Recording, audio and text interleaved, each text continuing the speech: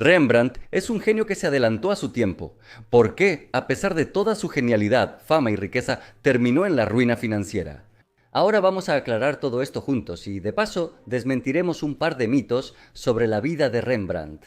Rembrandt Hermenszoon van Rijn nació el 15 de julio de 1606 en Leiden, República Holandesa. Fue el noveno hijo de una familia acomodada. Su padre era molinero y su madre hija de panadero. A la edad de 14 años fue inscrito en la Universidad de Leiden, pero pronto mostró una gran inclinación por la pintura y fue aprendiz durante 3 años de Jacobo van Swanenburg. Luego estudió durante medio año con el pintor histórico Pieter Lastman y 3 meses más con Joris van Schoten. Y ya en 1625, con solo 19 años, junto con su amigo Jan Lievens, Rembrandt abre un estudio en Leiden. Ya empecé a mostrarles las primeras pinturas de Rembrandt y ya pueden ver que están hechas con la más alta maestría, y eso que Rembrandt solo llevaba 5 años dedicándose a la pintura. Aquí es necesario describir cómo funcionaba el mercado de la pintura en esos tiempos en los Países Bajos. Y en general les daré un poco de contexto histórico, nos será muy útil. La República Holandesa estaba en una guerra de 80 años con España por su independencia, pero esto no impedía su desarrollo económico y territorial. En 1602 se fundaron la Compañía de las Indias Orientales y luego la de las Indias Occidentales, las mayores compañías comerciales de la época y primeras corporaciones globales con acciones cotizadas. Ellas controlaban casi todo el comercio mundial con Asia, África y América mediante rutas marítimas. Los Países Bajos solo comerciaban con Japón y tenían colonias en Sudamérica, África y Asia. Poseían el territorio donde está Nueva York y eran la potencia más fuerte y próspera de esa época. A esta época se le llama la Edad de Oro neerlandesa. Por supuesto, todo esto se reflejaba en el bienestar de los habitantes del país, que en ese entonces probablemente eran los más acomodados del mundo. Y cuando la gente tiene dinero, con gusto lo gasta en lujos. El más prestigioso y fascinante de ellos, sin duda, son las obras de arte. Holanda vivía un auge en la pintura, conocido como la pintura holandesa de la Edad de Oro. Cada año se organizaban enormes ferias y las grandes ciudades de Amberes y Ámsterdam estaban llenas de tiendas de pintura. En todas las casas decentes, incluso las de campesinos, había cuadros en las paredes, el adorno favorito de los hogares holandeses. En solo 20 años, de 1640 a 1660, durante el periodo más productivo de Rembrandt, en Holanda, además de sus 400 cuadros, se produjeron cerca de 1.300.000 pinturas. Aunque hasta nuestros días han llegado no más del 10%, y en toda la república en ese entonces vivían solo 2 millones de personas, la población de todo Ámsterdam no llegaba ni a 200.000. Es decir, durante ese periodo se creó casi una pintura por cada habitante.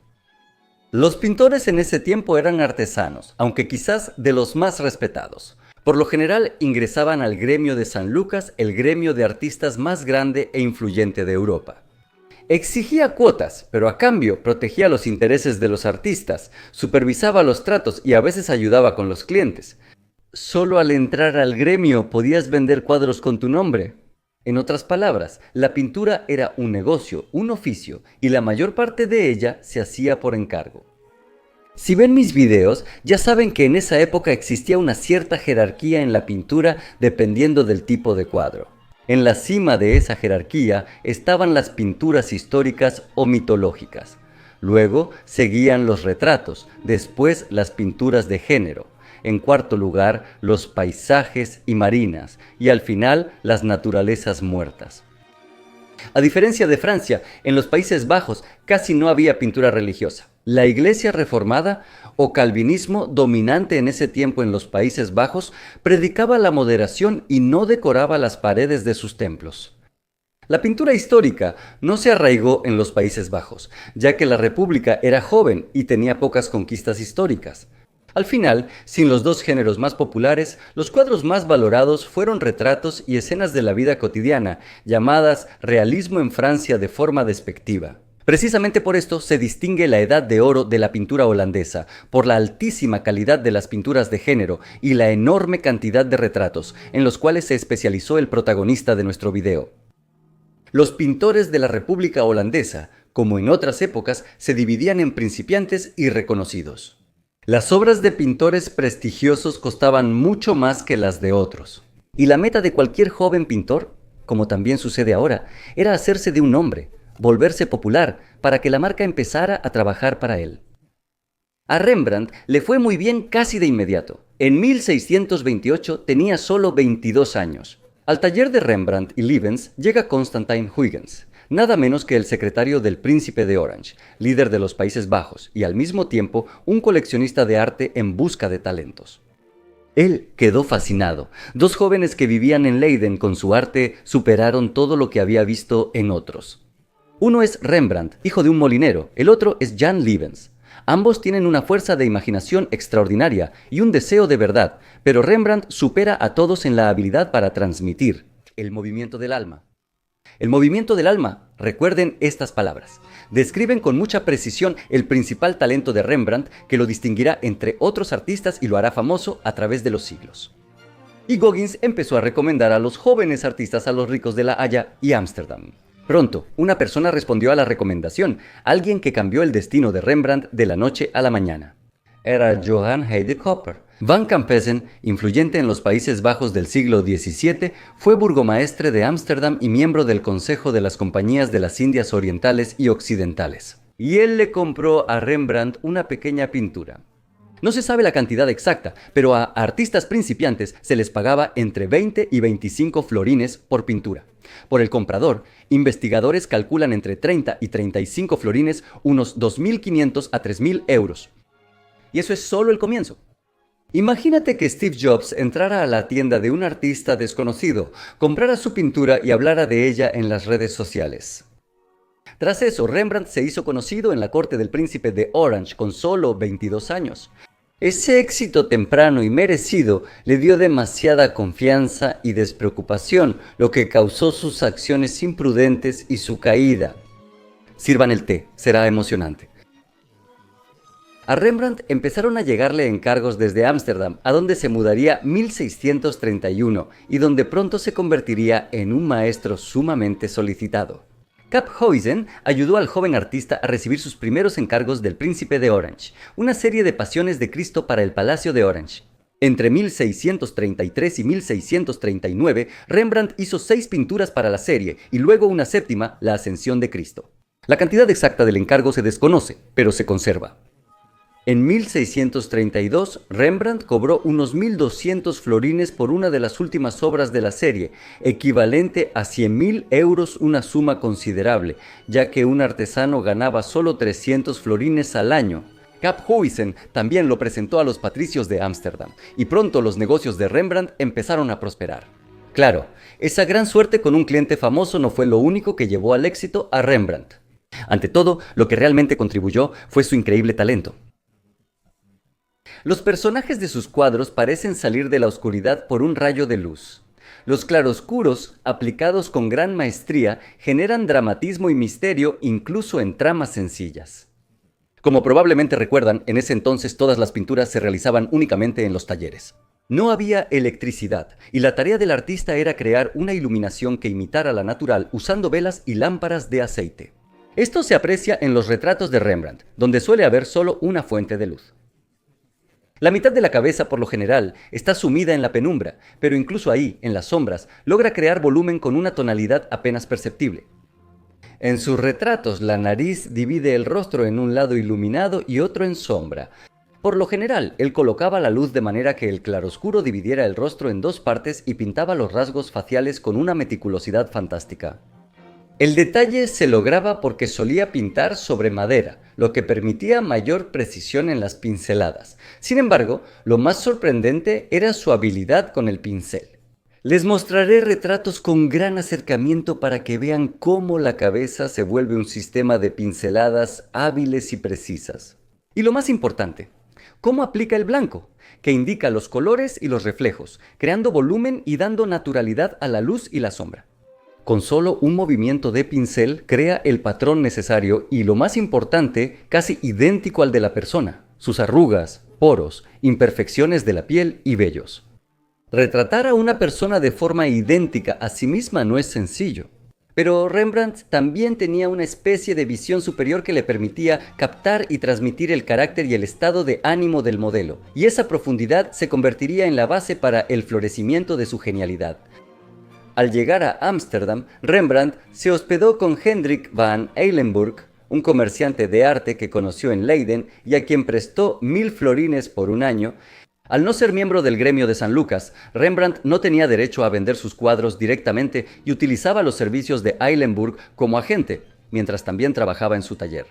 En 1632 recibe su primer gran encargo grupal, la famosa lección de anatomía del Dr. Tulip. Rembrandt recibió 700 florines. El gremio de cirujanos encargó la obra, siguiendo la tradición de inmortalizar a sus miembros y colgar el cuadro en la sala de reuniones. Era como la foto grupal tradicional de colegas de trabajo. El doctor Nicolas Tulp, figura central de la pintura, muestra a los presentes la musculatura del brazo humano. El cadáver es Adrián Adrians, alias el Pequeño. Él hirió gravemente a un abogado carcelario en Utrecht y en Ámsterdam golpeó y robó a alguien. El 31 de enero de 1632 fue ahorcado y entregado para autopsia pública al gremio de cirujanos de Ámsterdam. Estos experimentos anatómicos eran públicos y muy populares. Asistían estudiantes, cirujanos y ciudadanos curiosos. Cada uno de los 7 participantes pagó 100 florines. Como habrán notado, los retratos grupales y solitarios funcionaban como la fotografía, y los talleres de retratistas fueron precursores de los estudios fotográficos. Mientras más preciso era el artista al captar el parecido, más clientes tenía. Rembrandt destacaba no solo por esto, sino también por resaltar el carácter del cliente. Por eso cuando vemos sus cuadros nos fascinan. Desde ellos personas reales nos miran con duda, ansiedad, resentimiento o alegría, transmitidos con una precisión tan filigrana que de inmediato entendemos cómo era esa persona. En 1934, a los 28 años, el artista se casó con su prima Hendrika Saskia van Eilenburg. Ella provenía de una familia adinerada del burgomaestre de la ciudad de Leeuwarden, cerca de Ámsterdam. Ese mismo año, Rembrandt finalmente ingresó al gremio de San Lucas, abrió su propio estudio y consiguió varios alumnos. Toda la primera mitad del camino creativo de Rembrandt está llena de retratos y escenas bíblicas. Pueden ver que la mayoría de los personajes están vestidos de negro. El negro era difícil de teñir, por lo que era el color más de moda y caro, solo accesible para la nobleza. Rembrandt era muy elegante. Los ricos amantes de la moda le pedían retratos, asegurando ingresos constantes. Por uno, cobraba entre 100 y 150 florines, y por retratos dobles, de 200 a 300 florines según el tamaño. Por cada retrato ganaba entre 7 y 25.000 euros, los retratos grupales costaban más y cada participante solía pagar su parte. Al pintor le iba tan bien que en 1635 tenía 29 años. Él y Saskia rentan una casa en la zona más exclusiva de Ámsterdam, con vista al río Amstel. Por 500 florines al año, unos 4.200 euros mensuales, una buena casa en Ámsterdam en ese entonces costaba alrededor de 3 a 4.000 florines. Rembrandt entró en el periodo más próspero de su vida y, siendo aún muy joven, empezó a vivir a lo grande. Él compraba obras de arte de antiguos maestros florentinos, grabados, esculturas, y gastaba dinero de manera sumamente derrochadora. La vida le sonreía, ¿para qué ahorrar? Solo le faltaba comprar su casa y ya tenía ideas al respecto. En 1639 pintó los 2 últimos cuadros de la Pasión de Cristo, pero al no acordar el precio con el príncipe, Rembrandt los vendió por solo 600 florines cada uno. Porque tenía mucha prisa, necesitaba el dinero para dar el anticipo de esos 1.200 florines por la casa de sus sueños. Y él y Askia compran su propia casa en la prestigiosa calle Breestraat, donde vivía la bohemia local. Pero en los detalles de la compra de esa enorme y carísima casa se encuentra la verdadera razón de la posterior ruina financiera de Rembrandt. No es el mito común de que la nobleza supuestamente le dio la espalda después de la pintura La Ronda de Noche, sino una simple imprudencia financiera.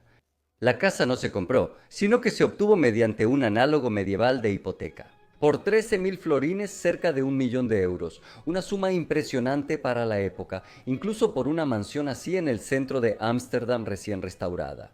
Rembrandt en ese momento sentía la fuerza de su empresa y valoraba más el prestigio de la vivienda. No se veían nubes preocupantes en el horizonte. De acuerdo con la hipoteca, debía pagar el 25% en un año y el resto en 6 años con 5% de interés anual. Sí, ya en ese entonces existía la hipoteca, solo que no la daba el banco, sino el dueño anterior de la casa. De hecho, era un pago a plazos con intereses. El derecho de propiedad pasaba al comprador después de pagar la suma total, y lo que es importante, hasta que se completara la transferencia del derecho de propiedad, Rembrandt tenía que pagar una renta por vivir en la casa. Aunque tuvo éxito financiero, la pareja de Rembrandt vivió muchas desgracias personales. Los 3 primeros hijos no vivieron ni medio año y solo el cuarto hijo, Titus, nacido en 1641, llegó a la edad adulta. Pero ya al año siguiente, Saskia muere de tuberculosis y Rembrandt queda viudo con un niño de 1 año, antes de la muerte de Saskia. Aunque tiene buenas intenciones, redacta un testamento que será el inicio de los problemas que pronto caerán sobre el artista como una avalancha. En el testamento ella dejó su mitad a su hijo, nombrando al propio Rembrandt como tutor y administrador de su parte, pero solo mientras él no se case o muera. En caso de muerte o matrimonio de Rembrandt, toda su parte pasaría a los familiares de Saskia. De hecho, Rembrandt, aunque seguía siendo el padre del niño en términos financieros, se convertía en su tutor solo a medias, con derecho a usar los bienes pero sin derecho a poseerlos. Usufructo, como se llamaba en ese entonces. Y hasta que su hijo alcanzara la mayoría de edad, el pintor estaba obligado a mantener intacta la parte correspondiente a su hijo. Así, tras la muerte de Saskia, perdió el derecho a disponer de la mitad de su patrimonio. Esto no habría sido problema si las finanzas del pintor siguieran bien, pero eso pronto cambiaría. En 1639, Rembrandt recibió otro encargo para un retrato grupal, ahora de la compañía de fusileros de Ámsterdam del capitán Frans Banning-Cocq y el teniente Willem van Ruitenburg. Rembrandt empezó a trabajar en su pintura más famosa, rodeada de mitos contradictorios y con fama de ser fatídica, marcando el inicio de su caída, y que terminó 3 años después, en 1642. Esta es precisamente la Ronda Nocturna, pero vamos a analizarlo todo con más detalle. En la pintura hay 16 miembros del gremio de arcabuceros. Los demás personajes fueron añadidos solo con fines artísticos. Estos retratos solían ser muy formales. En ellos, un grupo de personas posaba de pie, mirando directamente a la cámara, al espectador, como suele ocurrir en todas las fotos corporativas oficiales o en las fotos de graduación. Ese era el estándar, donde todos los participantes recibían casi el mismo espacio, atención e iluminación. Pero Rembrandt siguió su propio camino. Al igual que en la lección de anatomía, no le interesaba el posado sin historia. Él quería crear un significado, darle al retrato seco y formal una trama que se desarrollara ante el espectador. Rembrandt tenía una característica especial. Su habilidad era tan alta que casi nunca hacía bocetos preliminares. Pintaba directamente sobre el lienzo. Por eso, la etapa habitual de presentar el boceto y acordarlo con el cliente se omitía. Y había 16 clientes y Rembrandt ideó una trama que inevitablemente ponía a algunos de ellos en primer plano y a otros en el fondo. Solo acordó posturas y rostros con el capitán y el teniente. Para los demás participantes, la pintura fue una sorpresa. Mírenla, ninguno de sus personajes mira al espectador. El título original de la pintura es La salida de la compañía de fusileros del capitán Frans Banning-Cocq y el teniente Willem van Ruitenburg. Describe cómo prepararse para una misión de combate, asignar roles y crear una historia. Y claro, nadie hacía eso. Pero admitan que, comparado con los retratos estándar, esto no era solo una captura de rostros. Este retrato se convirtió en un verdadero arte, lleno de significados, detalles infinitos y un juego de luces.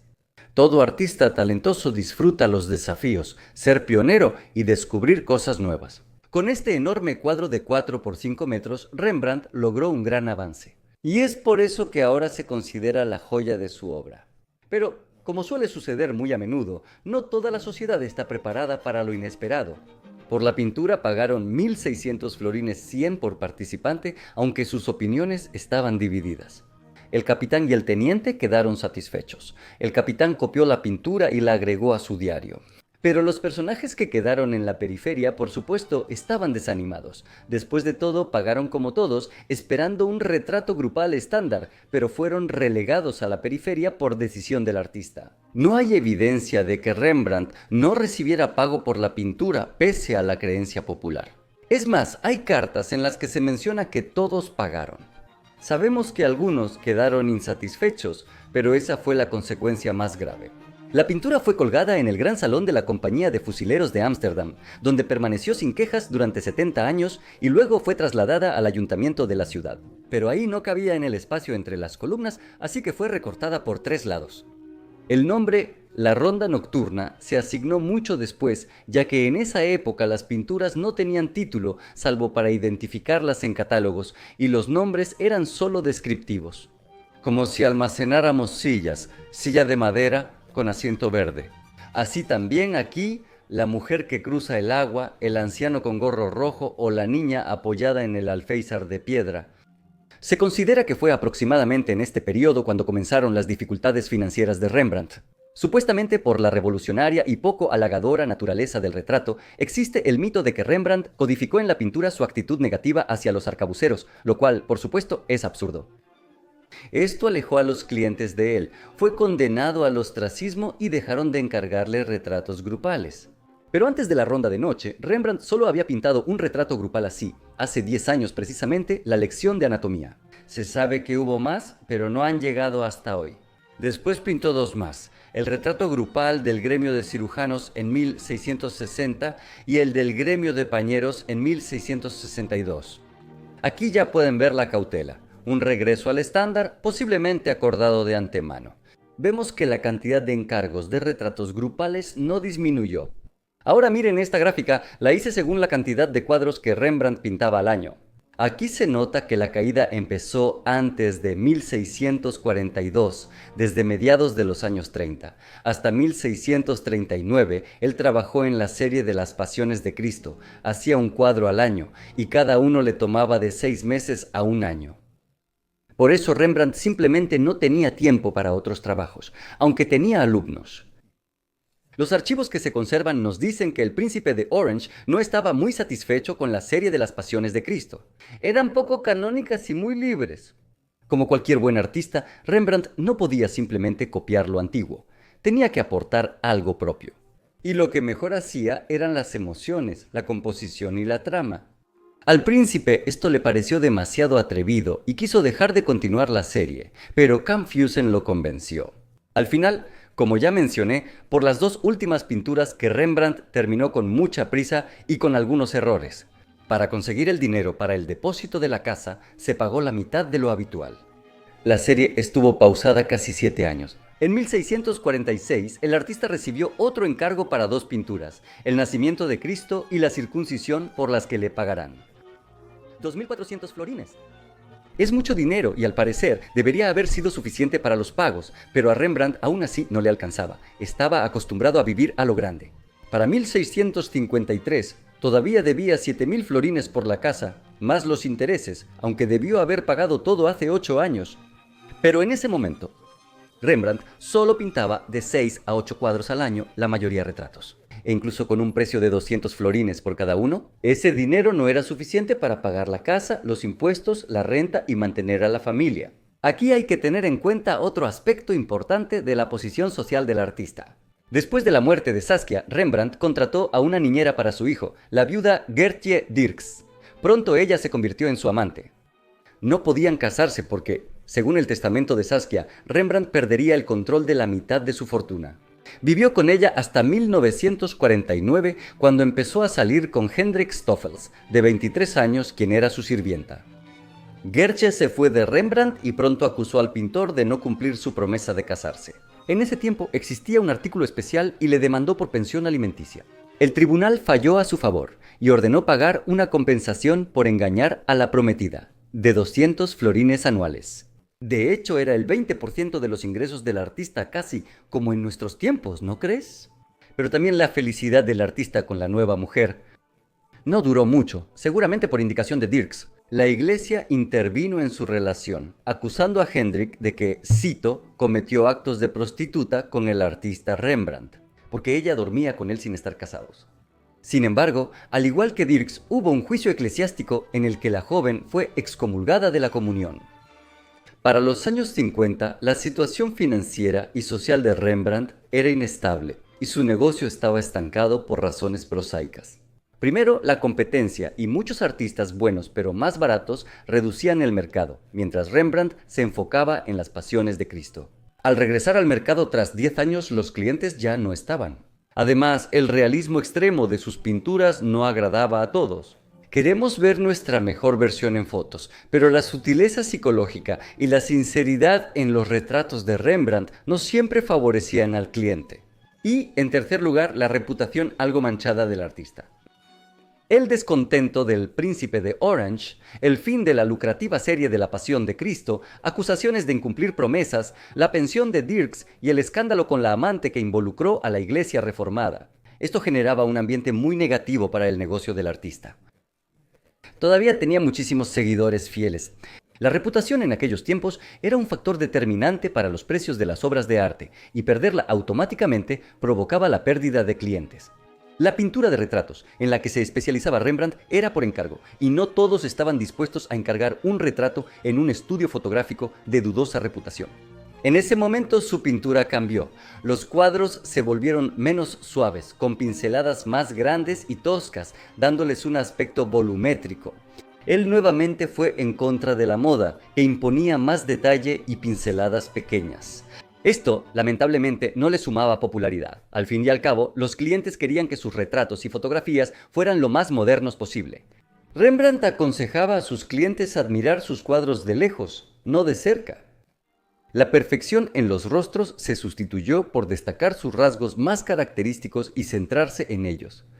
La luz lateral se cambió por frontal, los colores brillaron más y los reflejos se atenuaron.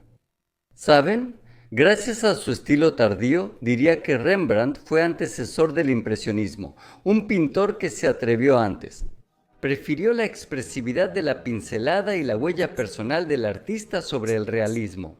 Personalmente, a mí me gusta observar de cerca precisamente sus obras tardías, estudiar lo increíblemente preciso que era al aplicar esa pincelada gruesa y prominente. Vengan al Museo Pushkin, ahí hay excelentes ejemplos de esto, y para colmo de males. En 1652 comenzó la Primera Guerra Anglo-Holandesa, que duró 2 años y causó un grave daño económico a la República Holandesa, que perdió el 8% de su flota mercante y el derecho a comerciar con las colonias inglesas. Esto provocó una crisis económica en el país, y en cualquier crisis, lo primero que sufre son las cosas no esenciales para la compra, como lo eran, entre otras, las pinturas.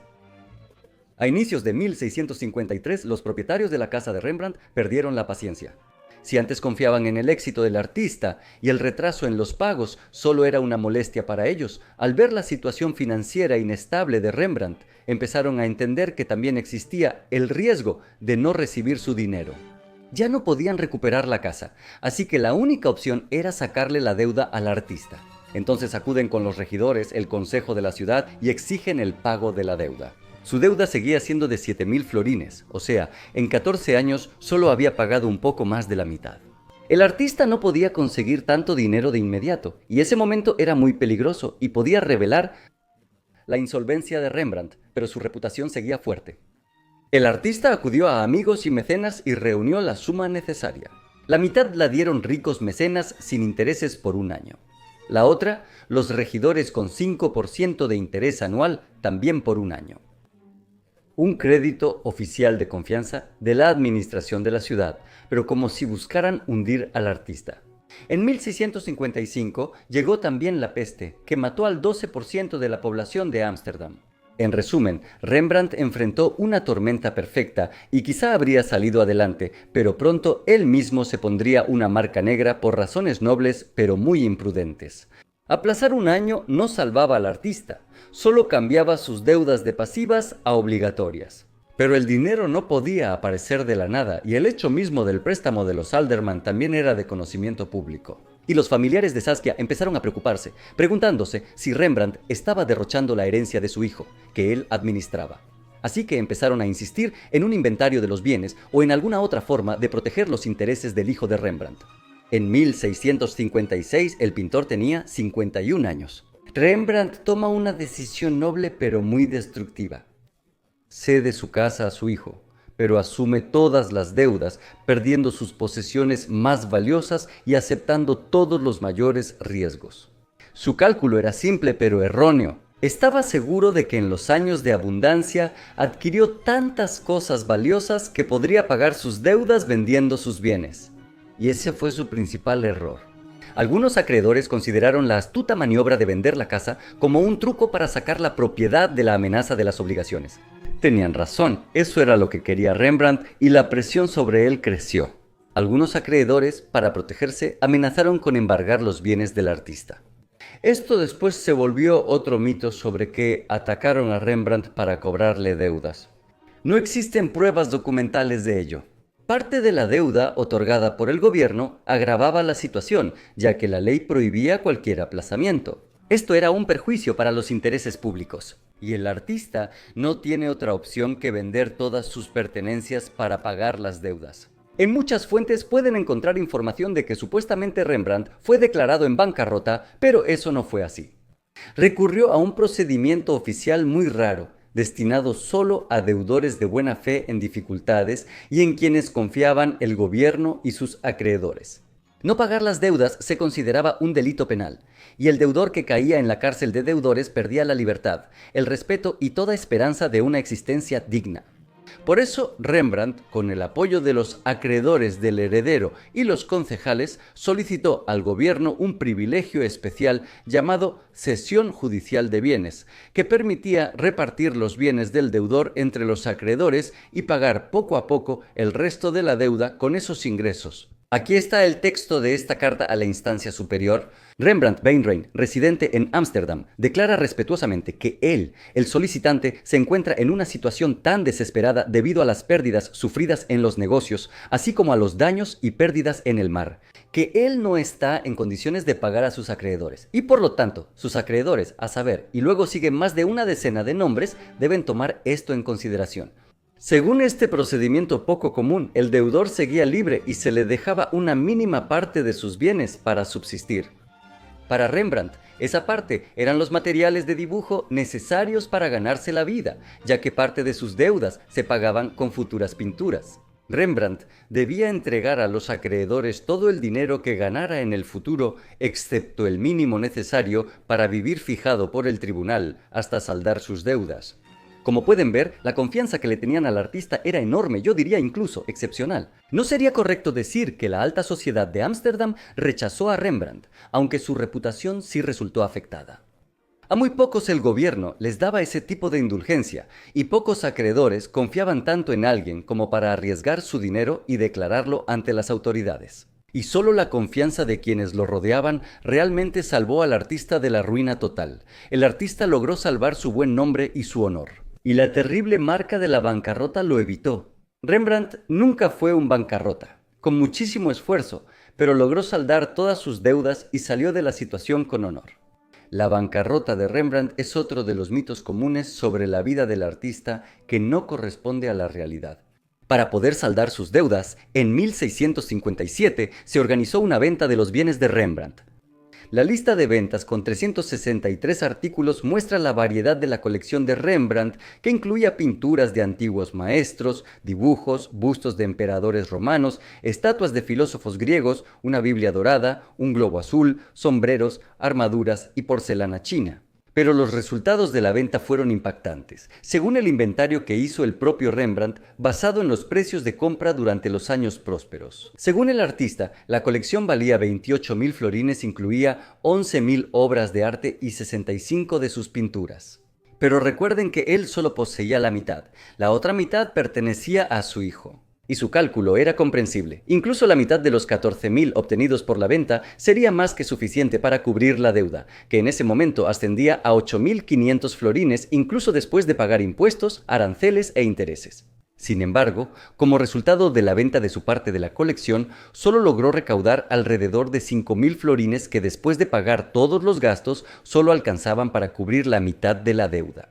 Así es como la simple falta de educación financiera y una serie de circunstancias negativas de fondo llevaron a esto. La muerte de su esposa y el testamento posterior, la guerra, la peste, la pérdida de popularidad de Rembrandt y la fuerte competencia provocaron lo que hoy sería un déficit de caja en sus finanzas. No había otra salida, y al cabo de un año, la familia de Rembrandt tuvo que vender su casa. Pero aquí la venta sumó solo 11.218 florines, de los cuales la mitad era intocable. Tras saldar deudas, comisiones y aranceles, a Rembrandt apenas le quedó algo. Poco después, él, su pareja y su hijo se mudaron a otra vivienda más modesta en Rozengracht, que alquilaban por 250 florines al año. Tras la cesión de bienes, Rembrandt perdió la custodia de su hijo de 15 años. Titus ideó un plan y redactó un testamento dejando todo a su padre, excluyendo a los familiares de Saskia. Parecía que los problemas se habían resuelto, aunque se perdió la casa, pero surgió otra dificultad. Tras la cesión de bienes según las normas del gremio de San Lucas, ya no podía vender sus cuadros directamente. Y en 1660 Titus, de 18 años, a quien el tribunal le permitió realizar algunas operaciones comerciales, aunque la mayoría de edad en ese entonces se alcanzaba solo a los 25, y la concubina de Rembrandt, Hendrikje, abrieron una empresa ficticia para la venta de obras de arte, en la que Rembrandt empezó a trabajar como artista. Le quedaron todas las oportunidades e incluso algunos clientes. En sus últimos años creó obras maestras como Los síndicos de los pañeros, La conspiración de Claudius Civilis y El regreso del hijo pródigo. Todavía le encargaban muchos retratos. Cosme III de Medici, gran duque de Toscana, visitó a Rembrandt 2 veces y regresó a Florencia con uno de sus autorretratos. En 1668 Titus murió a los 27 años por enfermedad. Rembrandt vivió solo un año más. Murió el 4 de octubre de 1669 y fue enterrado en una tumba alquilada en la Westerkerk. Rembrandt se convirtió en una especie de revolucionario de su época, al negarse a pintar retratos aburridos, intentando darles dramatismo mediante el juego de luces, un sutil psicologismo y una técnica tosca de aplicación de pinceladas. Por eso pagó el precio, como suele suceder con los genios, y precisamente por eso ahora se le valora como a una persona adelantada a su tiempo. Una historia increíble, ¿verdad? Amigos, tengo un favor que pedirles. Hago este canal solo y cada video es un trabajo colosal, por eso salen tan raramente. Pero juntos estamos logrando el mejor canal de arte en Runet, eso sin ninguna duda. Y realmente me sería muy útil su apoyo. Suscríbanse y apoyen con donaciones pequeñas en YouTube, Boosty o Patreon. Dejaré los enlaces en la descripción. Y gracias por ver. Hasta luego a todos.